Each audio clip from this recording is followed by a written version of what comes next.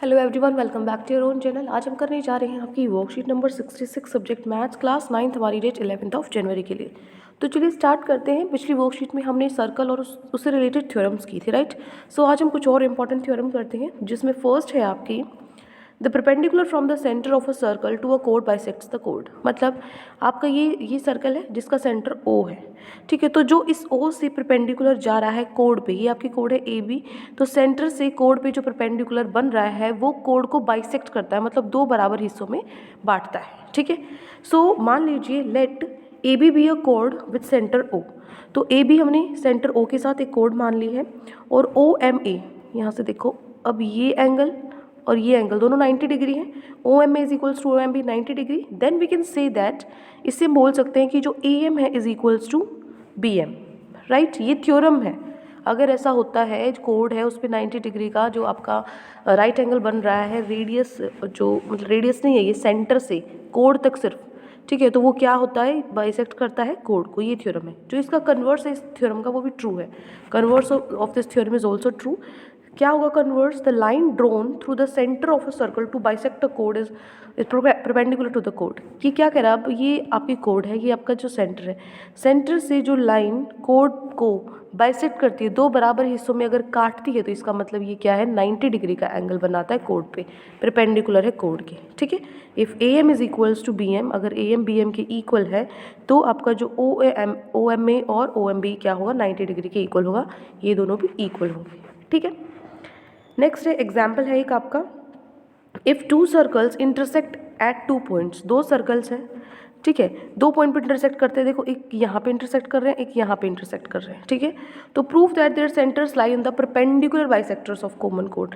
तो आपको प्रूव करना है कि जो इनके सेंटर्स हैं, ये जो सेंटर्स हैं इसके, ये परपेंडिकुलर होंगे कहाँ पे, बाइसेक्टर ऑफ कॉमन कोड। जो कॉमन कोड है इन दोनों के बीच में, मान ली एक सर्कल ये, एक सर्कल ये है, जो ये बीच में है, ये इस सर्कल की भी कोड है, ये इस सर्कल की भी कोड है, कॉमन कोड है। तो ये देखो बीच में कॉमन कोड है, तो जो कॉमन कोड है उस पर ये परपेंडिकुलर बाइसेक्टर हैं। ये आपको प्रूव करना है, इसके जो सेंटर्स हैं, ठीक है।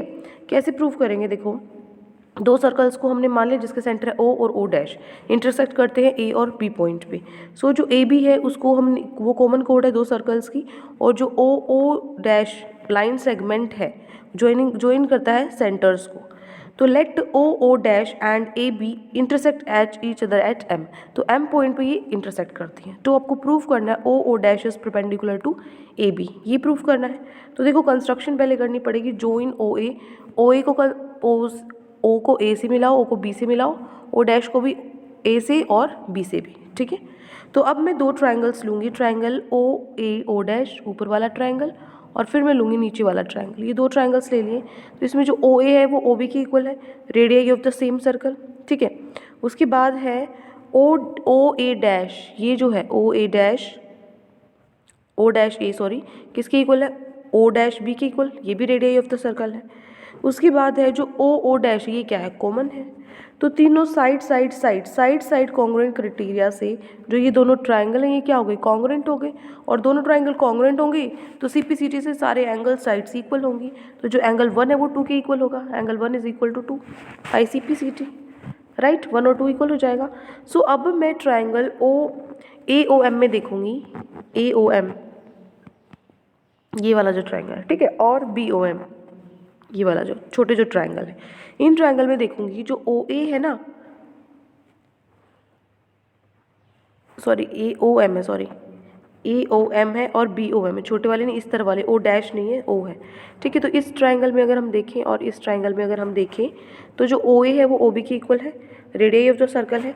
जो OM है वो कॉमन है, ठीक है। और तीसरा एंगल 1 और एंगल 2 हमने इक्वल प्रूफ कर दिया है, सॉरी हाँ इक्वल प्रूफ कर दिया है फर्स्ट से। तो इससे क्या होगा, ये जो दोनों ट्राइंगल्स है वो कॉन्ग्रुएंट हो जाएंगे साइड एंगल साइड प्रॉपर्टी से। सो CPCT से जो हमारे बाकी के एंगल है 3 और 4, ये एंगल भी क्या हो जाएंगे, CPCT से इक्वल हो जाएंगे। अब ये लाइन है, इस पर जो एंगल बन रहा है वो 180 का बनेगा, एंगल 3 और 4 180 का बनेगा। सो एंगल 3 और 4 इक्वल है, इसका मतलब क्या हो जाएगा, 180 इक्वल है तो 90 + 90 से ही बनेगा ना। या फिर आप इसको बोल सकते हो E इक्वल है, एंगल 3 2 टाइम्स हो गया किसकी, 180 की, क्योंकि 4 की जगह भी 3 लिख दिया ना मैंने। एंगल 3 + एंगल 3 180 हो गया ना, क्योंकि एंगल 3 + एंगल 4 180 था। 4 की जगह 3 लिख दिया क्योंकि इक्वल है। तो यहाँ से जो एंगल 3 है वो कितना निकला, 180/2 90 निकलेगा। तो 90 है एंगल 3, एंगल 4 इसकी इक्वल ही है, तो दोनों 90 डिग्री निकलेंगे। इसका मतलब ओ एम परपेंडिकुलर है ओ डैश के। सो CPCT से क्या होगा, ये हमारी थ्योरम है AM = PM।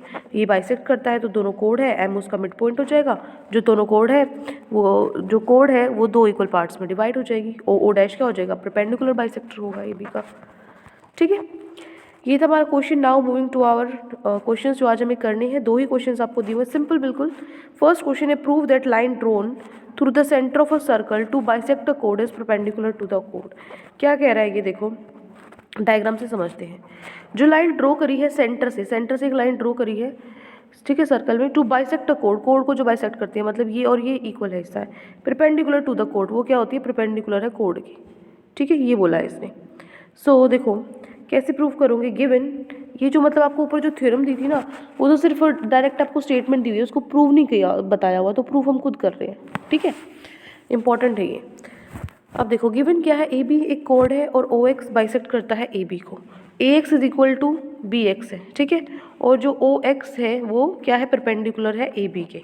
सो मैं 2 ट्राइंगल्स लूँगी, ट्राइंगल AOX और BOX, जिसके अंदर जो OA है वो किसकी इक्वल है, OB की इक्वल है। रेडियस जो OX है वो OX के इक्वल है, कॉमन है। ठीक है, और जो AX है वो BX के इक्वल है, गिवन है, क्योंकि जो ये क्या करता है, बाइसेक्ट करता है कोड को, 2 इक्वल हिस्सों में बांटता है, ये दोनों इक्वल है।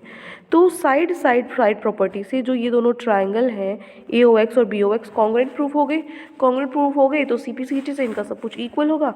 तो CPCT से AXO है जो, और जो BXO है, ये भी क्या होंगे, आपके इक्वल होंगे CPCT से।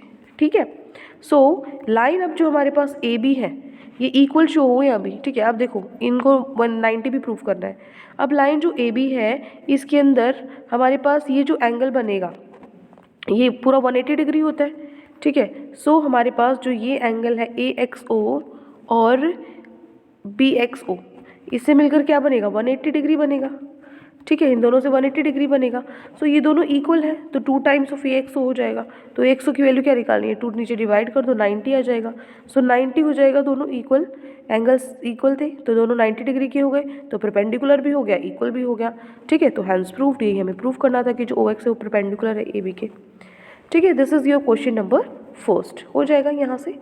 ठीक है, चलिए नेक्स्ट मूव करते हैं हमारे क्वेश्चन नंबर 2 पे। सेकेंड क्वेश्चन क्या है, suppose a circle is given, give a construction to find it centre. एक सर्कल आपको दे रखा है, आपको उसका सेंटर फाइंड आउट करना है। ठीक है, तो कैसे करोगे, so we have to find it centre. क्या करेंगे, take PQR on the circle, join PR and RQ। देखो ये आपका सर्कल है, क्या करना है, देखो आपको कुछ नहीं करना, मैं सिंपली वर्ड्स में बता देती हूँ, आप लिख खुद लेना। ठीक है, मैं समझा देती हूँ। सिर्फ आपको क्या करना है, 2 कोड लेना है, एक PQ एक RQ, इस तरीके से जॉइंट में ही लेनी है। ठीक है, क्या करो, जो PR है ना इसका परपेंड, यहाँ पे आप रखोगे प्रकार, आर्क लगाओगे, फिर यहाँ पे रखोगे, आर्क लगाओगे। ठीक है, ये इसका बन गया PR का परपेंडिकुलर। फिर इसी तरीके से R पे रखोगे, आर्क लगाओगे, फिर Q पे रखोगे, आर्क लगाओगे, फिर इसका भी परपेंडिकुलर बन जाएगा। ठीक है, इसका भी परपेंडिकुलर बन जाएगा। तो ये दोनों आपस में जो जहाँ परपेंडिकुलर मिलते हैं ना, वो हो जाएगा सेंटर। बस ये आपकी कंस्ट्रक्शन थी। ठीक है, कर लोगे, देखो आ गया ना अच्छे से समझ, क्या बोला है, ये बस आपको मिला के ही करनी है। ठीक है, और ये आप कहीं पे भी ऐसे बना सकते हो, कोई दिक्कत नहीं है। ठीक है, यहाँ भी बना सकते हो, यहाँ भी बना सकते हो, कोई प्रॉब्लम नहीं है। क्लियर हो जाएगा। तो ये आपको कंस्ट्रक्शन कैसे लिखनी है, ये आपको दे रखी है कंस्ट्रक्शन, ये पॉइंट्स आपको लिखने हैं, 8 पॉइंट्स हैं। ठीक है, ये कुछ भी नहीं है, ये आप अपनी लैंग्वेज में 4 लाइनों में ख़त्म कर सकते हो इसको। ठीक है, कोई दिक्कत नहीं है। क्लियर, क्योंकि इसमें परपेंडिकुलर भी बता रखा मैंने, इसलिए थोड़ा सा आपको बड़ा लग सकता है, बाकी कोई दिक्कत नहीं है, लिख लोगे। चलिए, तो आज की वर्कशीट हमारी कंप्लीट होती है। आई होप आपको अच्छे से समझ में आ गई है। कोई भी डाउट है किसी भी क्वेश्चन में तो कमेंट सेक्शन में आप मुझसे पूछ सकते हैं। और अगर आपको लेक्चर अच्छा लगे तो चैनल को सब्सक्राइब कर सकते हैं, वीडियो को लाइक कर सकते हैं। आज के लिए इतना ही, मिलते हैं नेक्स्ट वीडियो में। चल then, take care, bye bye.